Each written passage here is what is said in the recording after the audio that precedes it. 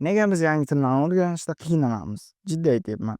Biz hammamiz buni bir marta uddalaganmiz. Chaqaloq bo'lganimizda, tupuruk oqqizib, noaniq tovushlar chiqaradigan mashinalarga o'xshaganimizda biz tilni o'rganmadik. Biz tilning o'ziga aylandik. Ammo kunduzgi uyqu bilan algebra o'rtasida tizimimizni bugun 173 ta fe'l qo'shimchalar yodlaymiz deb urib qoldi. Shu zahoti miyamiz ishlashdan to'xtadi. Mana haqiqiy sir. Til o'rganish sinfxonada bo'lmaydi. U tartibsizlikda bo'ladi.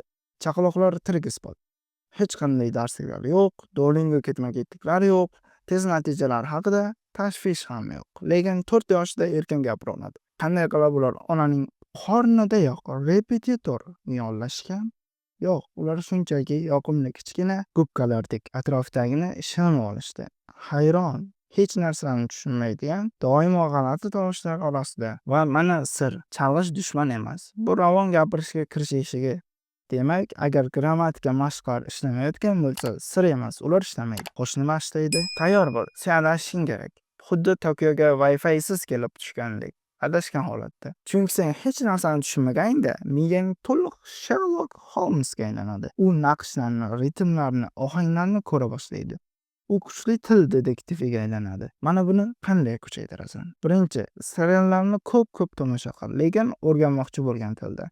Agar kerak bo'lsa, har 3 soniyada to'xtat, tarjima qil, o'zlashtir, takrorla. Hech kim bu tez bo'ladi demagan, lekin samarali bo'ladi. Bundan tashqari, sen haqiqiy so'zlarni o'rganasan. Qalam filning tagida kabi gaplarni emas. Ikkinchi, hamma narsani o'rganayotgan tilda qil.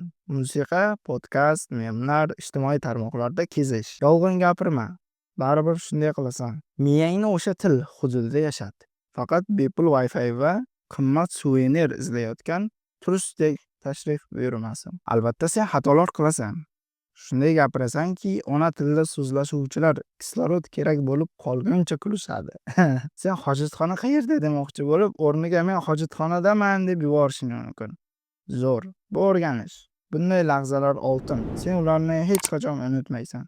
Go'yo miyangda til tatuirovkalari bosmagandek. Gapirishga kelsak, tayyor bo'lishni kutma. Sirni aytsam, sen hech qachon tayyor bo'lmaysan. Shunchaki gapir, taqlid qil, mushuging bilan gaplash. Banan bilan baqir. Kafein ichgan chaqaloqdek mashq qil. Har bir yangi so'zni soxta jumladan darhol baland ovozda ishlat. Chunki qiziq sir shuki, miyang tasavvur bilan haqiqatni ajrata olmaydi. Agar suhbatni tasavvur qilsang, miyang uni haqiqatdan bo'lib o'tgan deb o'ylaydi. Boshida ahmoqchalik eshitilishi keyinchalik ravon gapirishning bir qismi.